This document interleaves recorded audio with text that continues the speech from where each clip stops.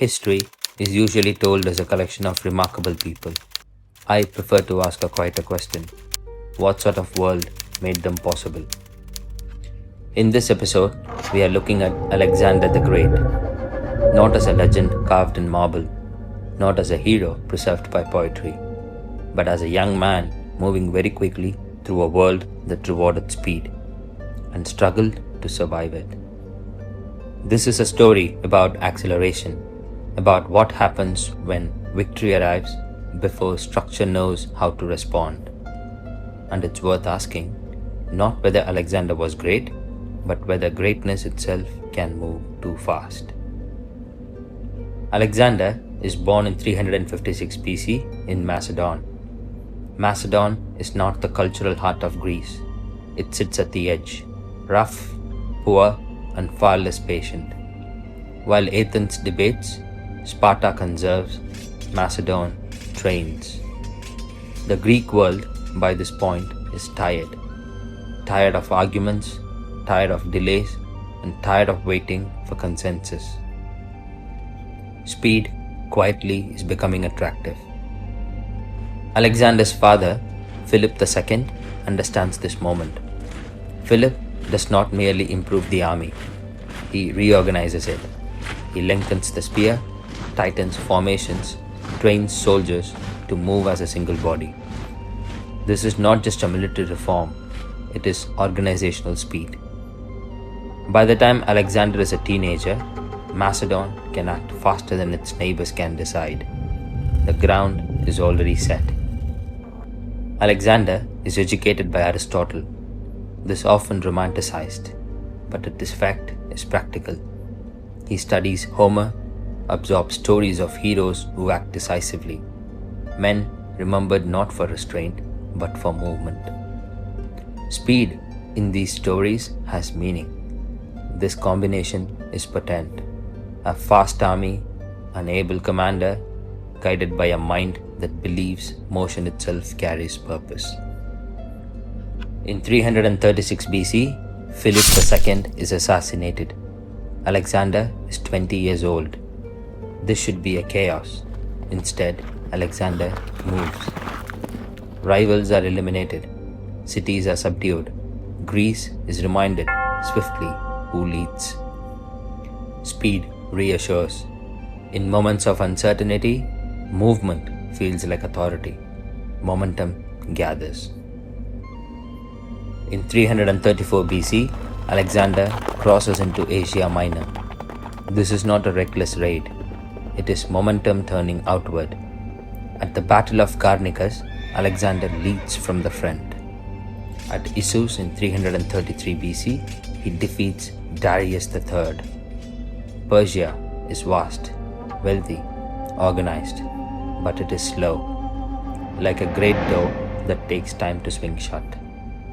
Victories accumulate. Cities open their gates. Treasuries spill open. Stories travel faster than armies. In 332 BC, Egypt welcomes Alexander. He is crowned a pharaoh. He founds Alexandria. Not the last time he will name a city after himself, a small human habit, perhaps in a very large moment. This is not vanity alone. It is momentum searching for permanence. In 331 BC, at Gaugamela, Alexander faces Persia again. Outnumbered, surrounded, expected to fail, he wins decisively. The Persian Empire collapses not because it lacked strength, but because it could not adjust quickly enough. Alexander does not pause. Pause invites reflection. Momentum prefers motion. As Alexander pushes east, something shifts. Victory becomes expectation. Expectation becomes pressure. Administration lags. Supply lines stretch. Cultural tensions grow. Alexander adopts Persian customs.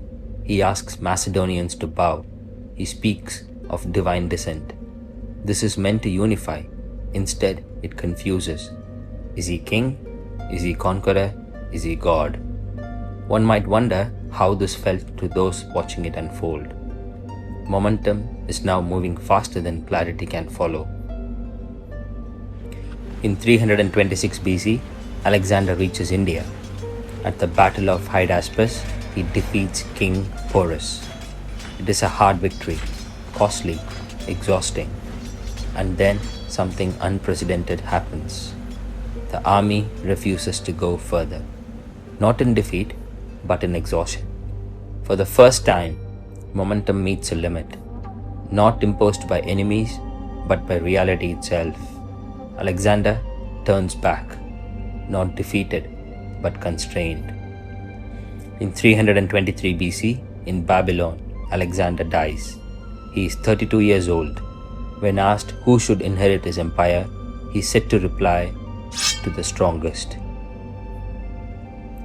That is not a plan, that is momentum without memory.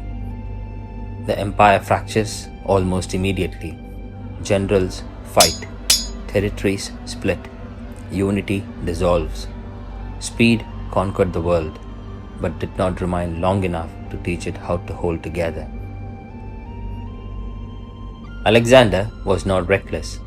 He was brilliant, focused, relentless, but momentum carried him faster than institutions could follow.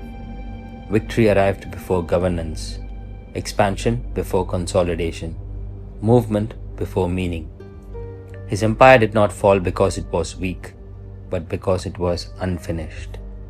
It's worth asking, not whether speed is dangerous, but whether speed ever knows when it is time to pause. If this way of looking at history is useful, your support keeps it going.